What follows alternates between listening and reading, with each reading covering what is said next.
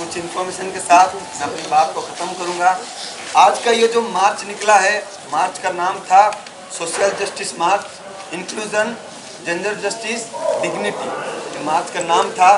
और सही में जो ग्राउंड लेवल पे डिग्निटी के सवाल पे लड़ते हुए साथी आज हमारे बीच मौजूद हैं, इसीलिए मार्च पूरा होता है, उनके बिना पूरा नहीं होता, क्योंकि ये लोग डिग्निटी के सवाल पे अपना आंदोलन कर रहे हैं। और सोशल जस्टिस की अगर हम लोग बात करेंगे, इस मार्च को निकालने का यही इंटेंशन था कि ऐसी मीटिंग के अंदर उस सवाल को हम लोग सुलझा करके आए हैं, उस सवाल का कॉन्क्रीट जवाब हम लोग को मिला है।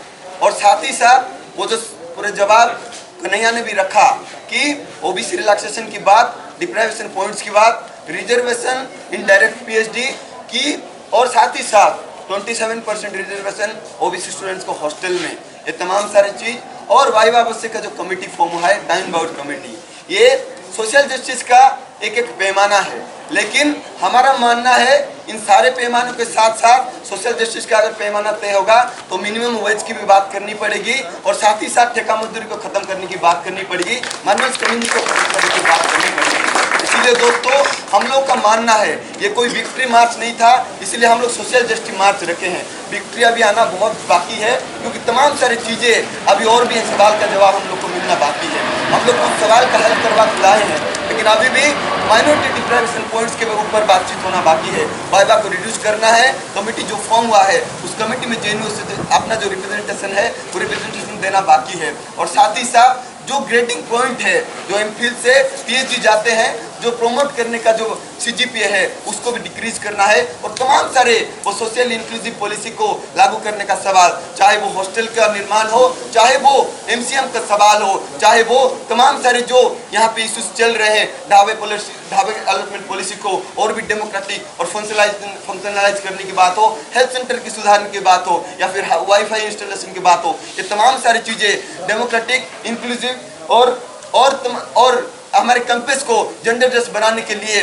और साथ ही साथ हमारे जो सवाल है ड्रॉप आउट का, क्लस्टर सिस्टम का, ये भी उस पर जोड़ता है दोस्तों। इसीलिए आज एकेडमिक काउंसिल मीटिंग खत्म हुआ है और उसका रिपोर्टिंग हम लोग रख रहे हैं, लेकिन इस बात का हम लोग को इंश्योर करना पड़ेगा, ये जो छुट्टी है, इस छुट्टी के महीने में हम लोग बैठेंगे नहीं चुपचाप, छुट्टी के महीने में हम लोग कैंपेन करेंगे। और सोशल जस्टिस का जो सबसे बड़ा सवाल हमारे लिए आज की डेट में बना हुआ है, रोहित एक्ट को इनैक्ट करना है, उसका लड़ाई हम लोग को लड़ना पड़ेगा। और इस बात को इंश्योर करना पड़ेगा, छुट्टी के महीने में हम लोग कैंपस टू कैंपस जाएंगे, हम लोग एरिया टू एरिया जाएंगे और रोहित एक्ट के लिए हम लोग कैंपेन करेंगे। और इस बात को हम लोग को इंश्योर करना पड़ेगा कि आने वाले दिनों में, जो आने वाले साल होगा 2017 जनवरी 17 तारीख को, जिस दिन को रोहित को इंस्टीट्यूशनल मर्डर हुआ था, उस दिन को रोहित एक्ट के लिए हम लोग एक बड़ा कन्वेंशन करेंगे, और जेएनयू में और डीयू में और हमारी जो दिल्ली में एक बड़ा कन्वेंशन करते हुए रोहित एक्ट के पास के लिए हम लोग लड़ाई करेंगे। दोस्तों ये जो गर्मी का छुट्टी है, तमाम सारे जो इश्यूज है,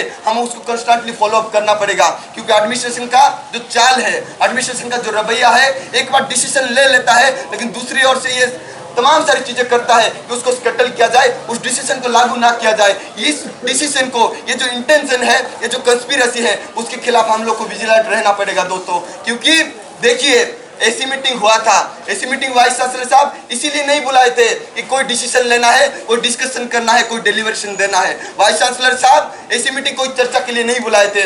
वाइस चांसलर साहब का रवैया है, वो एडमिनिस्ट्रेशन को या फिर ऐसी मीटिंग को रन करने नहीं आए हैं, वो ऐसी मीटिंग से रन करने आए हैं और भाग जाने आए हैं। इसीलिए पहला जो एकेडमिक काउंसिल मीटिंग हुआ था 10 तारीख को, वहां से वो भागते हुए सबसे पहले रेसिंग में जाकर के 8 ब्लॉक पे पहुंचे थे और उस रेस में फर्स्ट आए थे।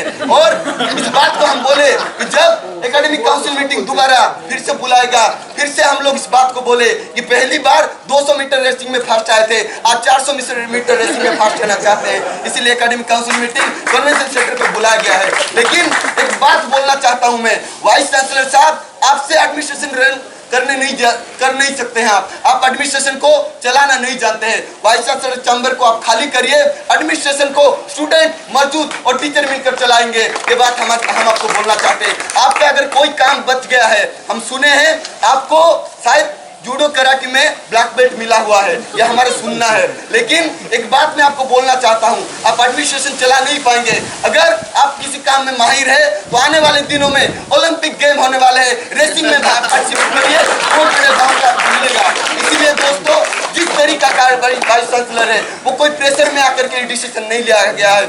हम लोग जेएनयू की तरफ से तर्क से उनको हराए हैं, तभी जाकर के ओबीसी रिलैक्सेशन को दिया गया है 2 जगह पे, ऑल लेवल्स पे। तभी जाकर के ये लोग तर्क के हारने के बाद डिप्राइवेशन पॉइंट्स को लागू किए हैं और ओबीसी स्टूडेंट को 27% जो हमारा हॉस्टल है वहां पे रिजर्वेशन का सवाल ये लोग लागू किए हैं। दोस्तों, ये जो सवाल है हम लोग आज कुछ चीजों पे कॉन्क्रीट जवाब मिला है, लेकिन उसको भी इंटरप्रेट करने की कोशिश की जा रही है एबीवीपी के साथियों के द्वारा। आप लोग आज का पर्चा पढ़े होंगे और उसमें क्या लिखा गया है, बोला गया है कि तो 27% ओबीसी स्टूडेंट्स को हॉस्टल में जो रिजर्वेशन है उसको लागू करने के लिए और ओबीसी स्टूडेंट को सभी लेवल पे रिलैक्सेशन देने के लिए हमारे जो जॉइंट सेक्रेटरी साहब है उनके स्पेशल रिक्वेस्ट है ये काम किया गया है।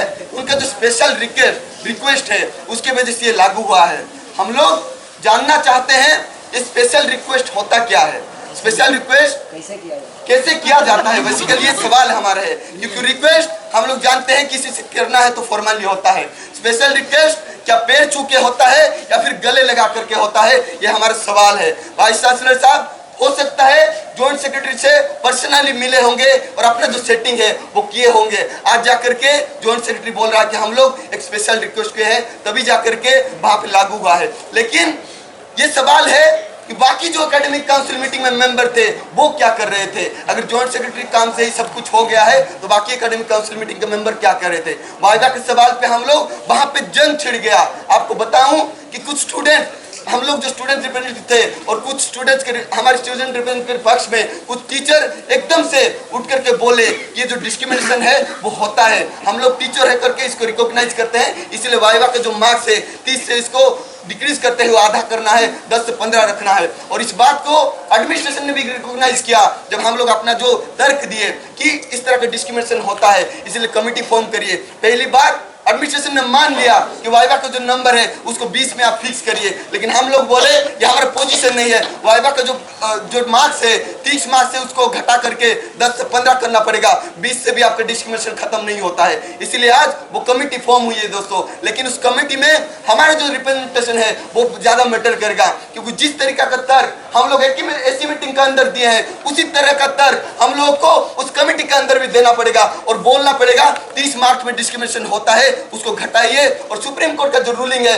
उसको लागू करिए। और साथ ही साथ दोस्तों, माइनॉरिटी डिप्राइवेशन पॉइंट्स पे हम तमाम सारे लोगों को एक पोजीशन बनाते हुए जो कमेटी का मांग है हमारा उसको फॉलो अप करना पड़ेगा और उसको भी लागू किया जाए। साथ ही साथ ड्रॉप आउट का जो सवाल है उसको रिजॉल्व किया जाए, उस पर भी कोई कॉन्क्रीट जवाब एडमिनिस्ट्रेशन की तरफ से हम लोग को मिले। और तमाम सारे वो इश्यूज हम लोग ऐसी मीटिंग के अंदर गए थे, 6 बनने का एजेंडा था हमारे पास, लेकिन 5 इश्यूज पे हम लोग कॉन्क्रीटली बातचीत कर पाए। अभी भी बहुत सारे इश्यूज, बहुत सारे डिमांड्स हमारे बीच में है जिसमें कोई भी डिसीजन नहीं लिया गया है। इसीलिए हमारा मानना है कि अभी भी गर्मी की छुट्टियों में यहाँ पे जो स्टूडेंट्स रहते हैं वो लोग अभी भी भटक रहे हैं। मुनीरका में और बेलसराय में उनको हॉस्टल नहीं मिला है। इस गर्मी का छुट्टी खत्म होते होते ही उन तमाम सारे स्टूडेंट्स को हॉस्टल मिला है, मिलना पड़ेगा। जिनको हॉस्टल नहीं मिला है उन तमाम सारे स्टूडेंट्स को अल्टरनेटिव अकोमोडेशन को जो फैसिलिटी है उसको देना पड़ेगा जिन लोगों को फैसिलिटी नहीं मिला है। और साथ ही साथ जो अल्टरनेटिव अकोमोडेशन ऑलरेडी यहाँ पे स्ट्रक्चर्ड है, जिसको बिल्ड अप किया गया है टेफ्लास के पीछे, जेएनयू के ऑफिस के पीछे, उसको फंक्शनलाइज करना पड़ेगा।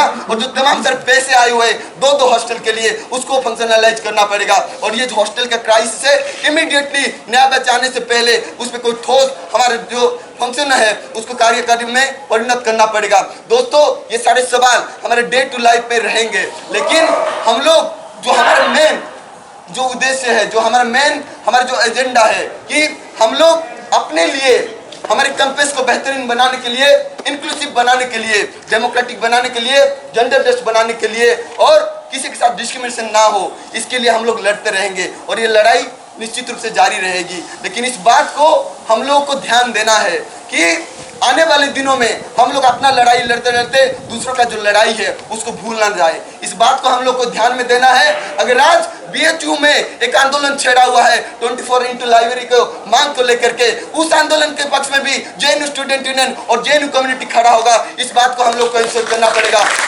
अगर पटना के अंदर वहां पे गोलीबारी हुई है और स्टूडेंट्स को रेस्ट्रिक्ट किया गया था, स्टूडेंट्स को वहां पे आंदोलन लड़ करके वो स्टूडेंट इंश्योर किए कि आठों के आठों स्टूडेंट को वापस लिया जाए, उनके पक्ष में भी हम लोग को खड़ा होना पड़ेगा।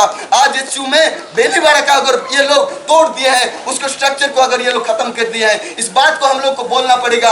आप एक फिजिकल स्ट्रक्चर को खत्म कर सकते हैं, रोहित का जो हमारा मेंटल स्ट्रक्चर है, हमारे दिल में है, उसको खत्म नहीं कर पाएंगे। रोहित के जस्टिस का लड़ाई हम लोग लड़ेंगे और तब तक लड़ेंगे जब तक रोहित एक्ट को इनाक्ट नहीं कर दिया जाता है। इसीलिए दोस्तों इस बात को हम लोग को इंश्योर करना पड़ेगा। आने वाले दिनों में जिस तरह का एक पॉलिसी लाया जाएगा, सुनने में आ रहा है सारे हॉस्टल में यहाँ पे सीसीटीवी कैमरा इंस्टॉल कर दिया जाएगा। वाइस चांसलर साहब एक मीटिंग बुला है सारे डीन्स का, सारे वार्डन्स का। इस बात को भी हम लोग को ध्यान में रखना पड़ेगा कि किसी भी तरह का कॉम्प्रोमाइज सर्विलांस के नाम पे नहीं होगा। इसको हम लोग खारिज करना पड़ेगा। इस बात को भी हम लोग को देखना पड़ेगा। और दोस्तों जो मैंने कहा कि हम लोग अपना लड़ाई लड़ते रहते, दूसरों का लड़ाई को भूलना नहीं चाहिए। हम लोग अपना लड़ाई भी लड़ेंगे, लेकिन सबसे प्रायोरिटी अगर किसी बात का होगा तो जस्टिस फॉर रोहित वेमुला का लड़ाई होगा, जस्टिस फॉर डेल्टा वेमुला का लड़ाई होगा और जस्टिस फॉर जिसा का लड़ाई होगा। बस इसी के साथ मैं अपनी बात खत्म करना चाहूंगा और आप तमाम सारे लोग को फिर से जेएनयू स्टूडेंट यूनियन की तरफ से शुक्रिया अदा करना चाहूंगा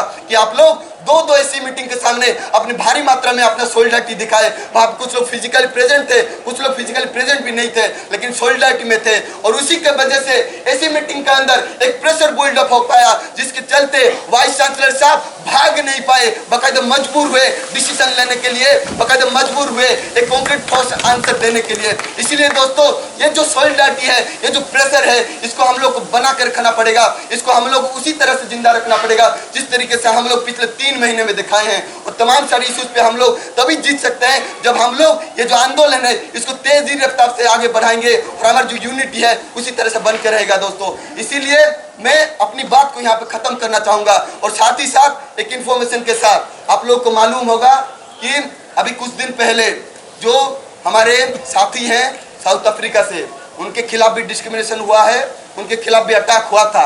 इसीलिए वो स्टूडेंट्स एक मार्च का कॉल दे रहे हैं। ये मार्च 31 तारीख को होगा, 31 तारीख को होगा।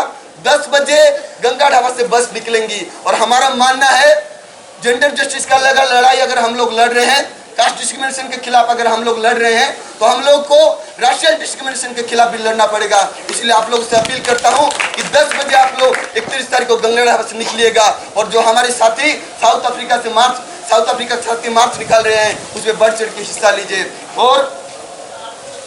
और साथ ही साथ जो एक डिसीजन लिया गया था कि हम लोग जब भूख हड़ताल में बैठे हुए थे, एक डेट था जो वर्ल्ड कैप्चरिंग का डेट, जो हम लोग हर एक साल वर्ल्ड कैप्चर करते हैं, लेकिन आंदोलन में थे इसीलिए हम लोग वो जो प्रोसेस है उसको कंप्लीट नहीं कर पाए। इसलिए एक डिसीजन लिए थे 29 तारीख को जब ऐसी मीटिंग खत्म होगा हम लोग फिर से वर्ल्ड कैप्चर का जो प्रोसेस है उसको कंटिन्यू करेंगे। लेकिन आज भी मार्च है और कुछ लोग का कंसर्न है, इसीलिए हम लोग फिर से कल शाम को जेएनयू ऑफिस में 5 बजे फिर से ऑल ऑर्गेनाइज मीटिंग में बातचीत करेंगे और डेमोक्रेटिकली जो भी डिसाइड होगा हम लोग आपस में बात करते हुए ये जो इश्यूज है उसको सॉल्व करेंगे। आप लोगों से अपील करता हूँ सारे संगठन से आप लोग आइएगा और ये जो प्रोसेस है उसका अपना जो इनपुट है उसको दीजिएगा।